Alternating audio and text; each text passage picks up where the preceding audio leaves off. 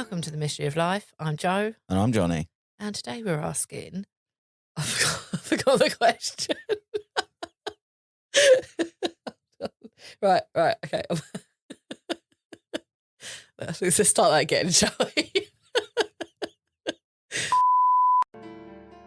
Welcome to the Mystery of Life. I'm Jo. And I'm Jonny. And today we're asking, what happened to the Pendle Witches? So I've got some UK witches. Oh, nice. Well, we've sort of only really even touched on Salem witch trials, but they of course get the most notoriety. So It's rife though, rife. What witches Like killing of witches in Salem? all everywhere. Yeah, it was rife. This was before Salem. We were finding reasons to kill women for hundreds of years. We got really creative with it. Yeah, and so I thought this would be like a kind of... I've picked a fairly notorious case within witch circles within the UK, and there'll be more, So if I've left out your favourite witch, don't worry, I'm coming back to her. So we are going back a bit here to the late 1500s, early 1600s. Salem witch trials were the late 1600s. So this was quite a bit before. Before we start, has there ever been a witch who's on trial for doing actual witchy stuff? I Because mean- they're always like, my crops failed, so it was her. But is there ever have they ever been found one red-handed with a cauldron and a hat and I don't know about a cauldron. performing spells and actually being like, she's a witch? Yeah, sort of. I mean, this actually has some of that. Oh, okay, because most of the time it's literally just any reason that a woman misbehaves is a witch. Yeah, pretty much. But no, this has a bit of that. This is a bit But you never closer. they do a raid and they find 3 green-faced women going, No, there was no green women. I'm sorry to inform you. You know what I mean, though? That's an But yeah, extreme. But yeah, they yeah. never catch them. It seems they never actually catch them doing witchy stuff. They just catch them doing stuff they don't approve of. No, I agree. This was a little bit more witchy. Yay. So just to set the scene, because I love researching these, I love a bit of history. UK, farming apparently was a big deal. Farming was a big deal for everyone. Towns, trade and industry apparently was growing. Poor people, still poor. But apparently the middle and upper classes were now living better. Good for them. Coal mining was a big deal. Yeah. Do you know why the middle and upper classes were living better? It's still true though, isn't it? Do you know why it was? Because the poor people weren't living better. They weren't sharing anything with them. Yeah. Coal mining was very popular. Do you think the middle class were doing that? No. No. Yeah. Elizabeth I was queen until 1603, and then it was James I. So just to give you an idea of where we are within the royal family, Henry VIII was obviously Elizabeth's dad. So everyone kind of knows what Britain was like. I feel like Henry VIII was a really good benchmark. Yeah, it was all roughs, and that's when they were throwing shit in the street.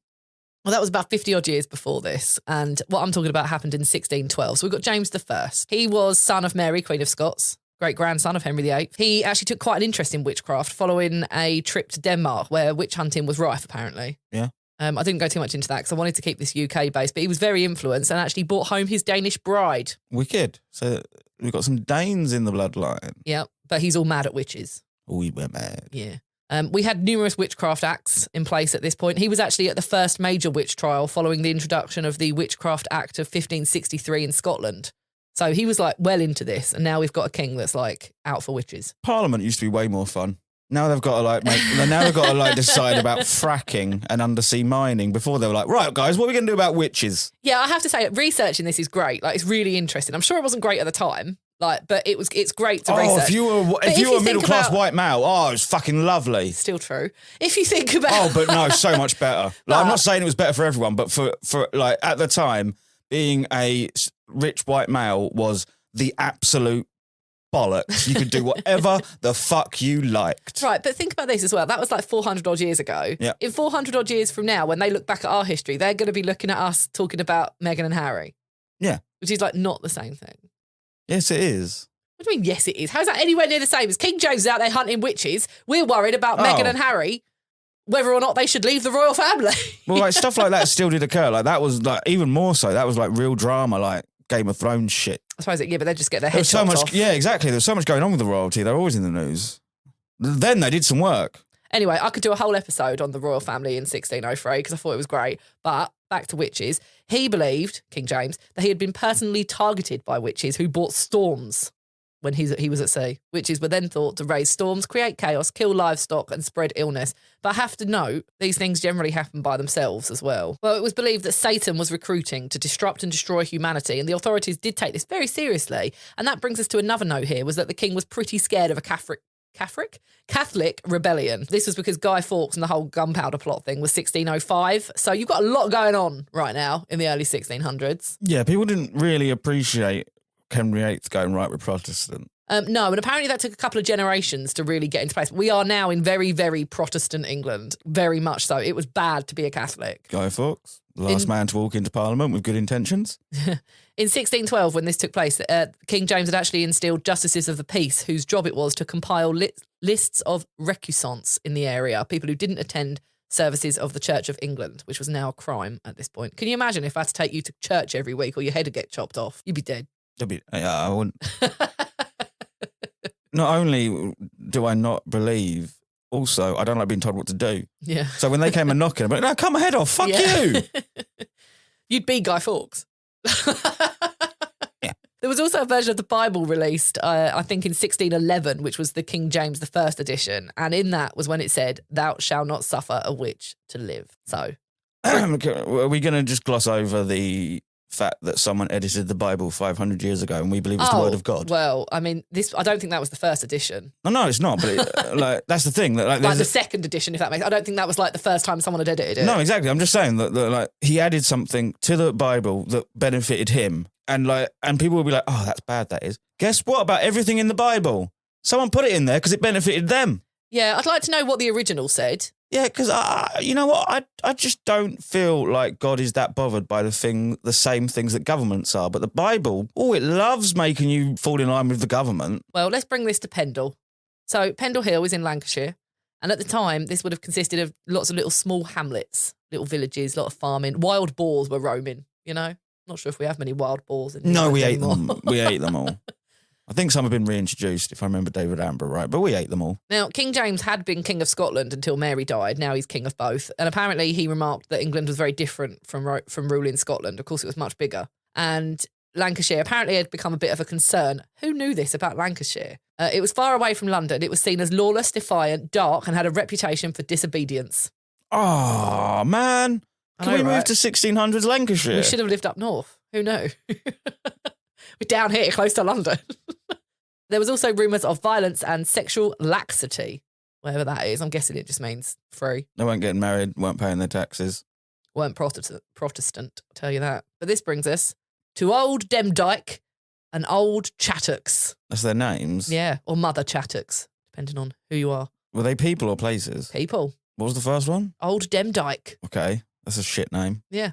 Well, Old Demdike was actually Elizabeth Southerns. She was in her 80s, and I found that to be impressive enough for the 1600s, to be honest. That could probably earn a title of witch. Yeah. These were old, all these old Chattocks and Old Demdike, yeah. It's not just a name, they were old. Apparently, Demdike was derived from demon woman because she was feared locally. Dyke means woman. I don't know, I guess. Demdike means demon woman. So anyway. So she lived in Malkin Tower, which sounds, grand, but it absolutely was not. Supposedly Malkin meant shit. Yeah. It really wasn't very nice. They were poor. She lived there with her daughter Elizabeth and Elizabeth's children, Alison, James and Janet. I love the fact even back then we were like, what's that called? Shit tower. Yeah, pretty much. They were a poor family of beggars and sometimes they'd do odd jobs for neighbours. Elizabeth's husband died 11 years ago. Janet was only 9, so she was like the bastard. Now, this shit mattered then. It doesn't matter now, but it did then. Like, she was like the outcast of the family because she didn't have the married dad. Yeah. We don't know who her dad was. Elizabeth obviously had a wild night. See, I guess Lancashire is living up to its expectations in 1612. The other 2 kids, Alison and James, they were teenagers. And Old Demdike was called as such because she was known as a cunning woman. But apparently there were a lot of these, cunning folk. And she was basically a powerful woman, a healer, and peaceful. Authorities would have called this witchcraft, but not when no one knew about it. Just herbalism. Yeah, it was. You would sort of think of herbalism now, like a healer using natural things now would also be called a cunning woman back then. Cunning women would heal you and cast spells to help you find lost things and create a better life. Witches would harm you. They were bad. They would steal your things. So there was your difference. And cunning folk were especially prevalent within poor areas like here because they could live and heal. They couldn't afford doctors, so people would go to Old Demdike and ask for a remedy and sometimes she would give them one. And I'm sure sometimes it helped. Yeah. Law of averages. She's got to be right some of the time. Yeah. She had a rival, though, a cunning rival. Their neighbours, The Chattocks family. I mean, it's like when they put two McDonald's on the same street.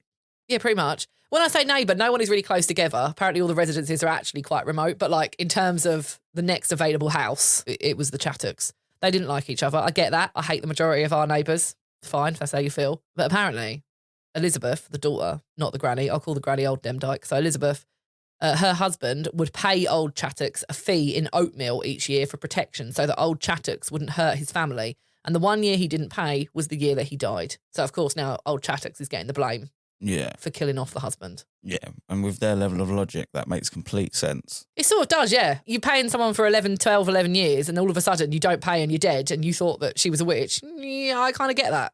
Yeah. Now, before I tell you what happened next, we'll be right back after this.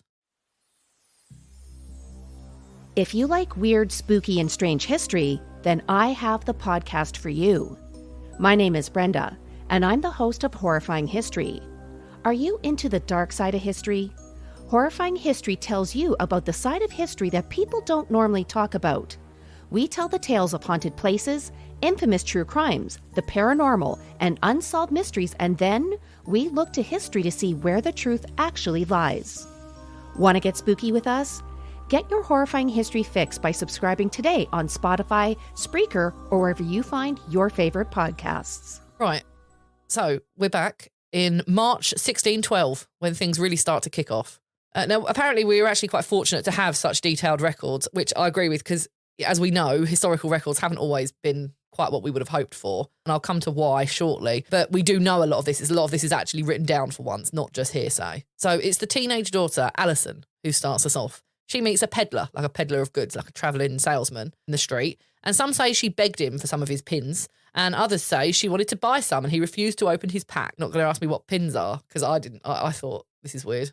Are you selling pins? Well, you just meant like needles. Yeah.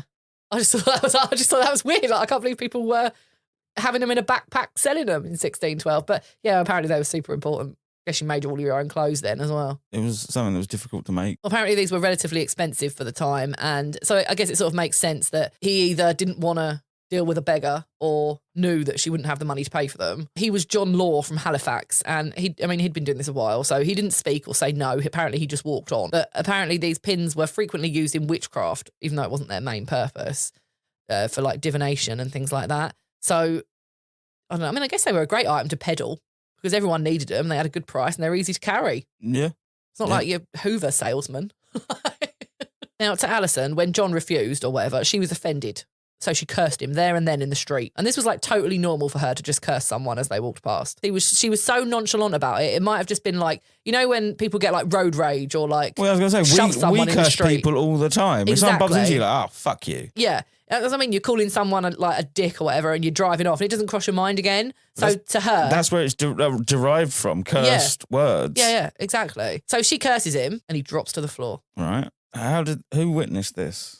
Oh, she and a lot of the other townspeople. But what I'm saying is that she may have just been near him when he collapsed and not actually townsfolk have added all this story onto the front of it. No, apparently she was like shocked that her own powers actually managed to do this. And she was, oh my God, I've done this. And not helping herself. Oh, okay. She believed it too. Yeah. And he couldn't move. After a short while, with the help of townspeople, they were able to get him to a nearby inn, but he was not in a good way. Now, he was said to have a deformed face. His head was awry, speech difficult to understand, and a left arm which couldn't move.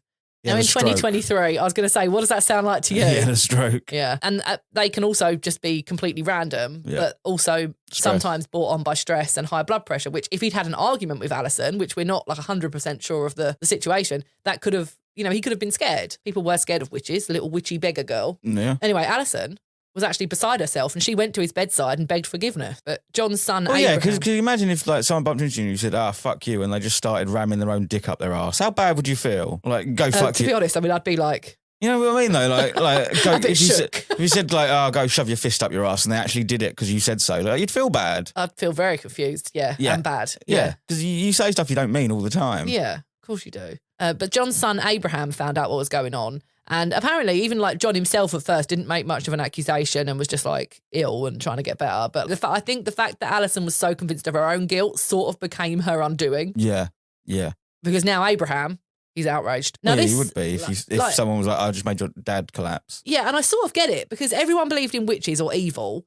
And obviously with the limited medical knowledge that they had, it is a hell of a coincidence, to be fair, that he happened to have a stroke the minute that she cursed him in the street. Yeah, they've got no word for a stroke. They've got no understanding of neurology or anything. No. There's a demon in, and it would sound a lot like a demon is in him, like speaking in tongues, convulsing. Yeah. So Abraham reports Alison and says that she has bewitched his father, and he goes to local magistrate Robert Noel. Roger is described as ambitious. Apparently he was keen to impress the king, knew of King James's book.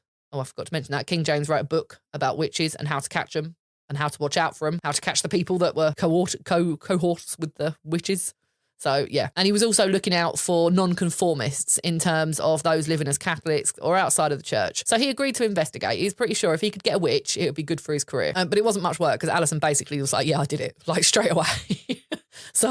But she took down 3 others with her. I mean, maybe she saw an opportunity because she managed to take down old Chattox for bewitching 4 men to death, including her father, and old Chattox's daughter. And then, of course, old Chattox then accused old Demdike. So now you got 4 of them. And Roger's like, okay, great. And he arrests all 4 of them. And they sit in Lancaster Castle awaiting trial. But at this point, he realises he might be sitting on a major witch investigation. I don't really like this bit because this is like when the police get it in their mind that they know who killed someone and they just go after them. I mean, to be honest, after Alison, that probably should have been the end of it because she confessed. So I get that. That's an easy win. Yeah. But I suppose if she's handing you others and you've got no morals, you've been raised not to care about the fairer sex as much as you care about. You've been raised to think of poor people as less than you. And you're surrounded by death. Death is not the thing that it is now where it shocks and appalls you. Death was like, oh, they're dead. Okay. Right, another one gone. I don't think it was quite like, okay. But yeah, it was definitely more normalised than it is now. It wasn't something that would like freak them out.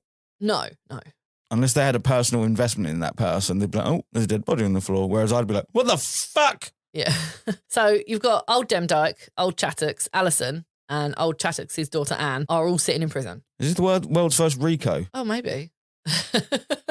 Just for associating with witches, you're coming down. Yeah. When Good Friday arrived, around 4 weeks later, everyone should have been in church. Yeah. Because, of course, very important religious day.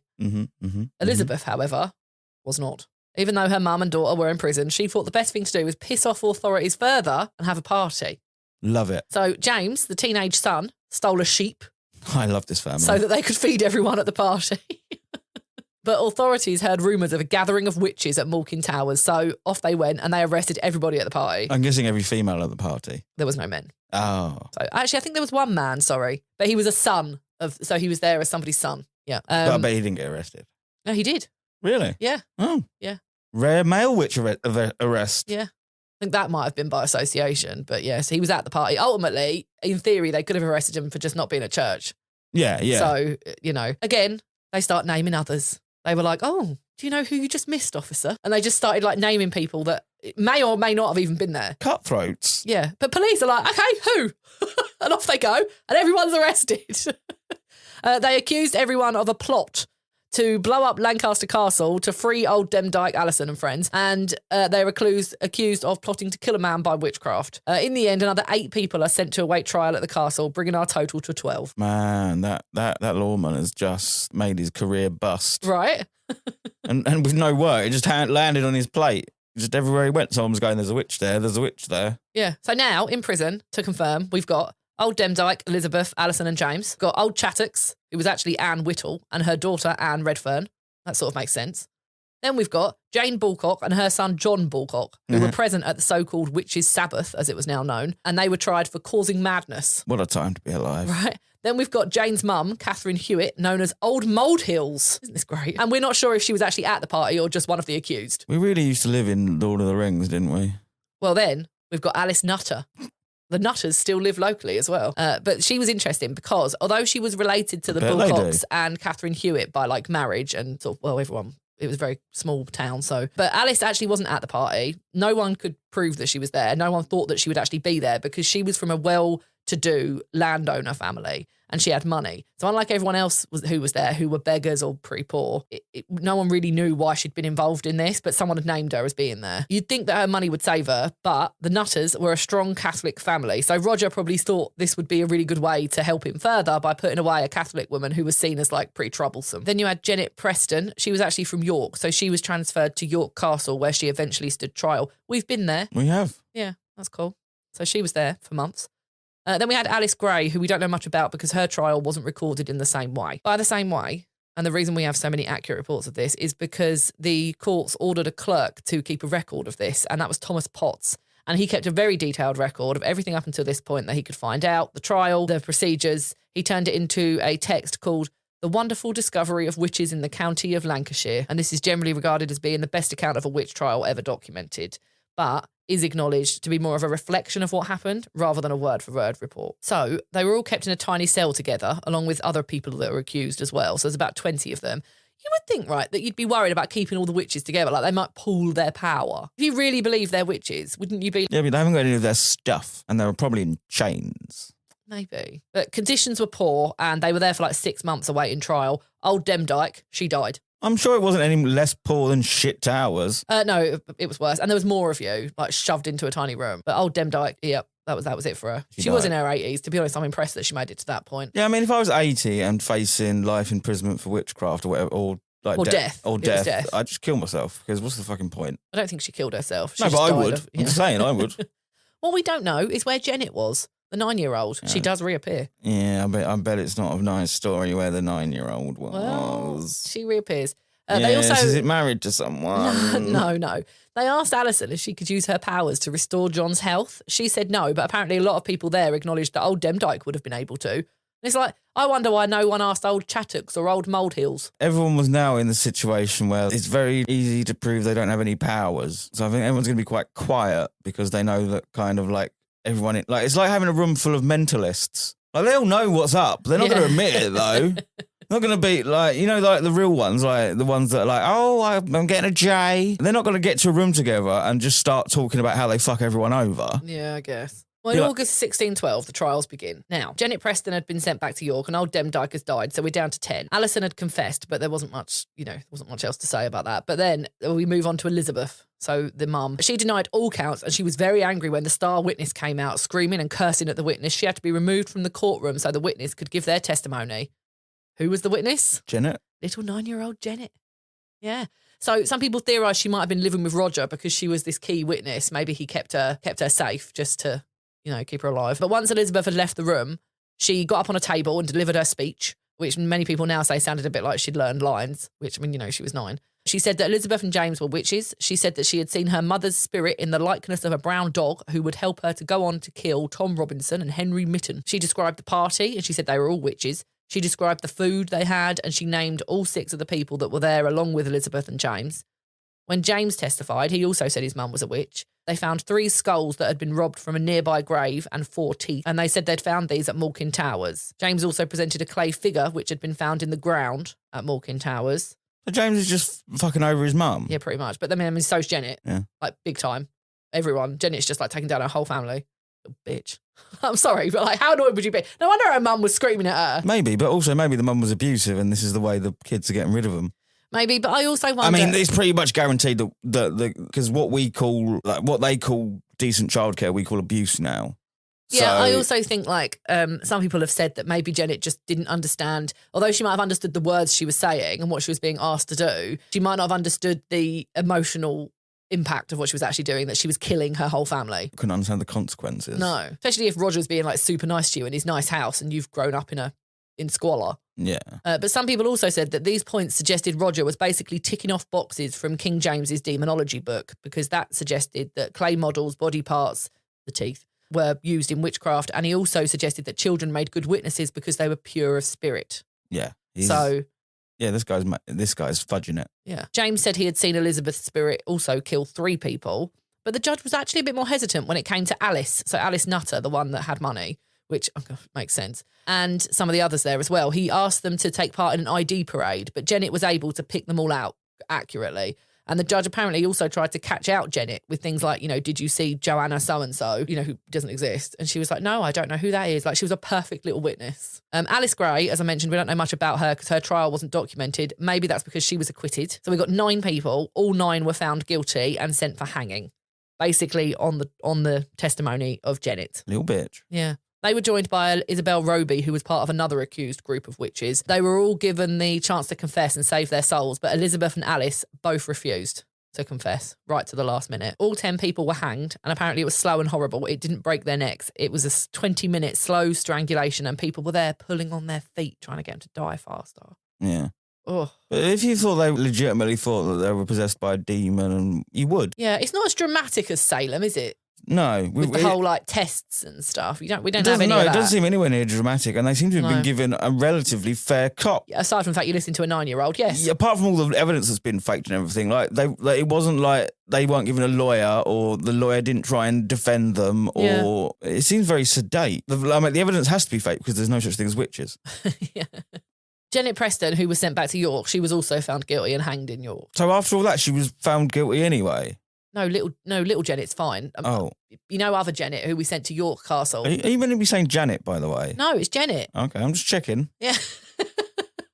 No, it's definitely Janet. Now, little Janet, little 9-year-old Janet, her testimony turned out to be far more important than just those 10 people.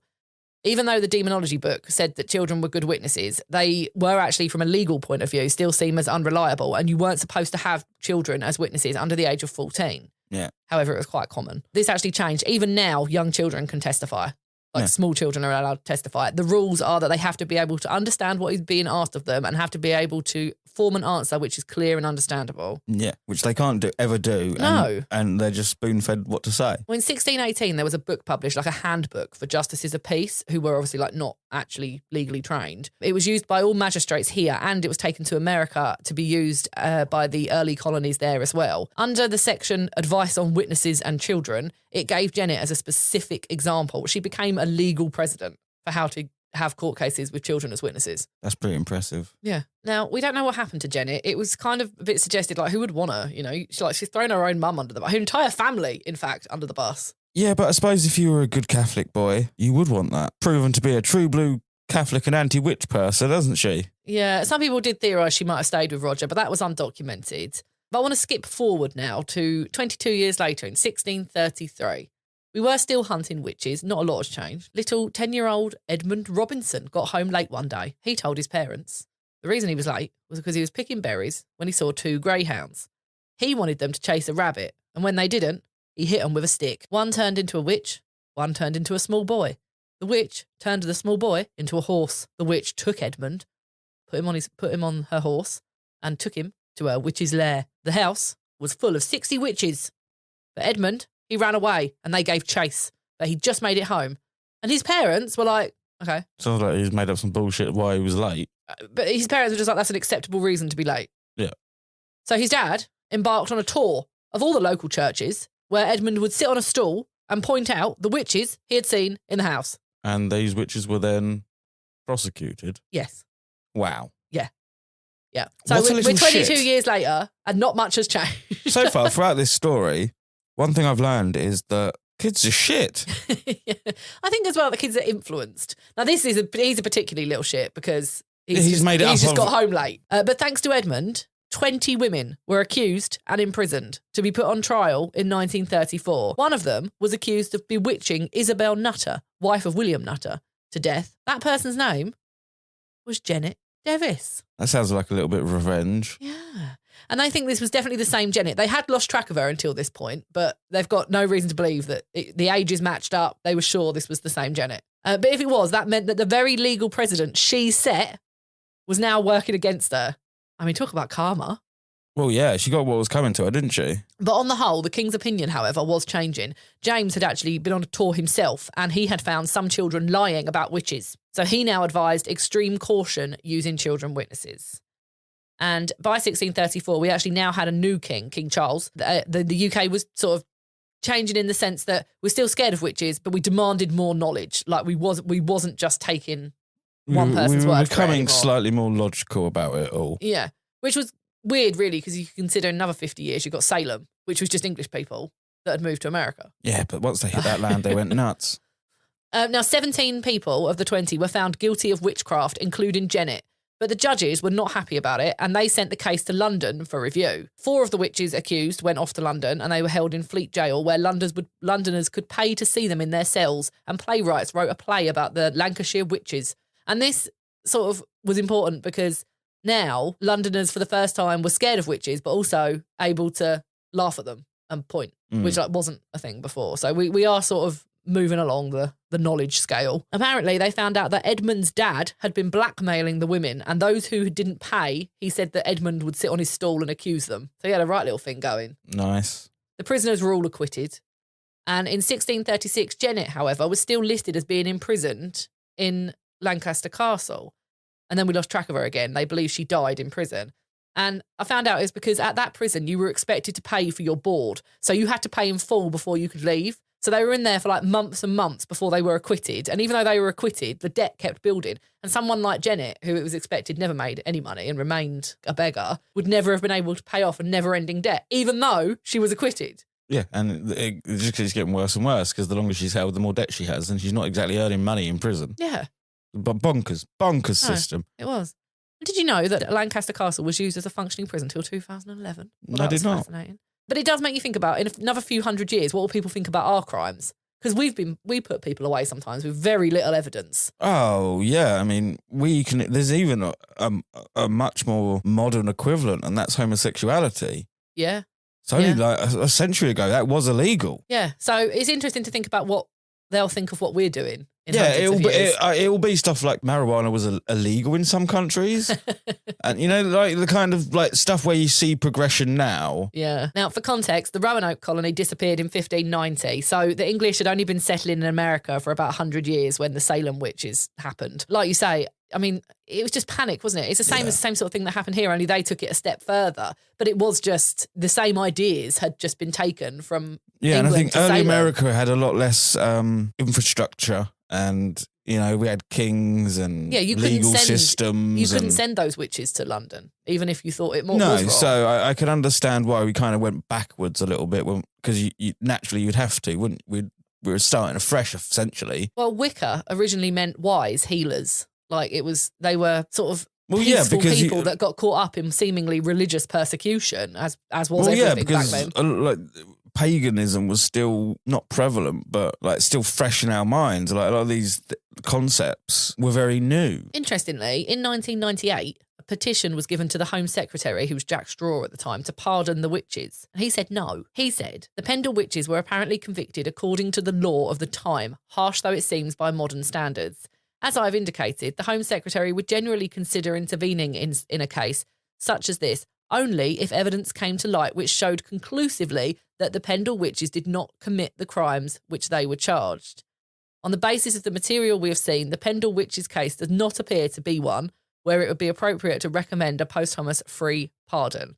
He also said that it was particularly difficult to obtain conclusive evidence that no offences were committed and to apply modern morality and criteria to such a case. I agree. And I agree in a lot of cases because we want to go back, we'll look backwards and fix the mistake. So we want to pardon this and pardon that. No, that was the reality of it. We don't get to undo it. It doesn't make it any better for the people that suffered through it that we've suddenly decided that it's okay. It doesn't change a thing. The other thing to remember here as well is that even if you don't agree with the witchcraft thing, which no one does, I mean, no one thinks that was a sensible idea, but the Catholic thing, the religion, like you could be arrested just not for not going to church. And none of these people were in church on Good Friday. So he's right. You can't judge them by today's moral standards because they don't have the knowledge that we have and are behaving that way.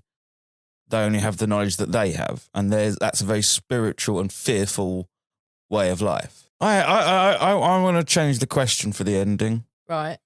Why was there no solidarity between these people? Yeah. Why were they so quick to throw each other under the bus for no benefit? I can understand if, like the little girl, if they got away with it and grasped, I'd get it. But you would have thought that if they were like these pagans and Wiccas that were just trying to live their own lifestyle, they would keep stum about the others. I mean, I think initially it started out as old Chattocks, didn't it? Who obviously they had bad blood with. And frankly, I'd throw our neighbours under the bus.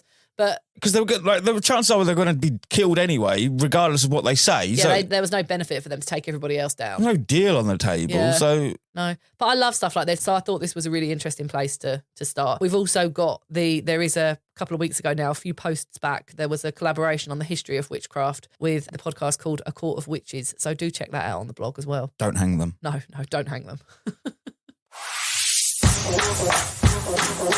Mystery news. Right, I'm keeping it on trend this week, so I've stuck with something that's in the UK with an accusation of witchcraft. The headline reads, "Witchcraft theory behind dozens of eggs buried in Studley woman's garden." Wow. So this was recent. This was just last week. Studley is on the Warwickshire border, and this was in local newspapers. Apparently, 78-year-old Rose keeps finding eggs in her garden, a little bit buried under the soil. Now, I will say that Rose looks sprightly and appears to have all of her marbles. And because she's 78, I very much doubt she is doing this in the hope of going viral. Does she have chickens? No. But I know what you're thinking. A chicken or a duck or something was getting into her garden and laying an egg. Right? Well, apparently she's found a dozen over the last year. Okay, someone's playing a prank on her. And they're shop brought. Well, someone's playing a prank on her. She has a big gate they'd have to climb. What a stupid prank. For a year, you're breaking into some old woman's garden and burying an egg that she might not even find. Yeah, but it's also kind of genius. Apparently, they've been stamped with different factory dates. So they're not all, it wasn't like one box of eggs that someone buried at one time. But the newspaper said that social media is in a frenzy. Now, I wasn't able to really find much of this on social media, so I think frenzy is probably the wrong word. But they said that it's due to witchcraft. Rose and her 82-year-old husband, Joe, are setting up secret cameras to get an explanation for the mystery. This is the difference between national and local newspapers. Right, so you never mentioned she had a husband because he's first on my list of suspects. Oh, that'd be great, wouldn't it? Can you imagine? I am going to follow this story. But she said that she finds it amusing, although she would love to know the truth. She also said that sometimes they're quite well hidden, a few inches under the surface. That to me also suggests that there might be more that she hasn't found yet. You sure someone didn't have an Easter egg hunt and no one found anything? Yeah, but they're crap eggs to hide, aren't they? You normally hide chocolate eggs or hard-boiled. I would like to see the medical records confirming that this woman hasn't got some form of, like, memory problem and isn't doing it herself. Apparently, some people online have suggested this is a type of witchcraft whereby eggs are left at people's homes to steal their happiness. The eggs are always unbroken and have stamps on them. Rose confirmed that they never eat them. She's careful not to break them and she puts them in the bin. It's weird It as must fuck. be a slow news day in Studley. It's weird. But interesting. It's weird as fuck. Yeah. But I do think it's probably just someone being weird. This is a long con, though, to literally climb over. I mean, I've seen the pictures. There's high fences. Like, it's not easy to get in. Yeah, but you wouldn't have to go over repeatedly. You only have to go over once. They've all got different stamps on. Yeah. So you've bought 12 different boxes of eggs. Yeah. I don't know. It is weird. I'm not sure witchcraft is necessarily to blame. And I enjoy that she's not immediately jumped to that conclusion. No, I enjoy that she's not jumped to annoyance about it because... No. She looked very jolly in the picture with an egg in each It is hand. quite funny, like, someone's burying eggs in my garden. It's weird. It is weird. And if that happened to me, I mean, think about it from that point of view. You're out, you're doing your garden and you find an egg and you think that's strange. And you don't think much of it the first time, do you? You think that's really weird, but you just sort of move on, probably assume the chicken thing. And over time, you start finding more and more. I mean, imagine me coming into you, Johnny, I found this egg in the garden. See, you said it was stupid, but you can see the genius of this little thing, can't you? Like, it's a real mind fuck. Just, why is there an egg? Poor old Rose. I guess we'll keep you updated. Well, no, Rose seems to be loving it. She does. I'll keep an eye on local British news.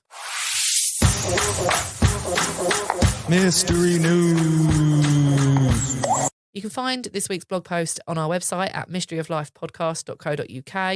You can follow us on Instagram at the Mystery of Life Pod, and we'll be back next week. Goodbye. Bye.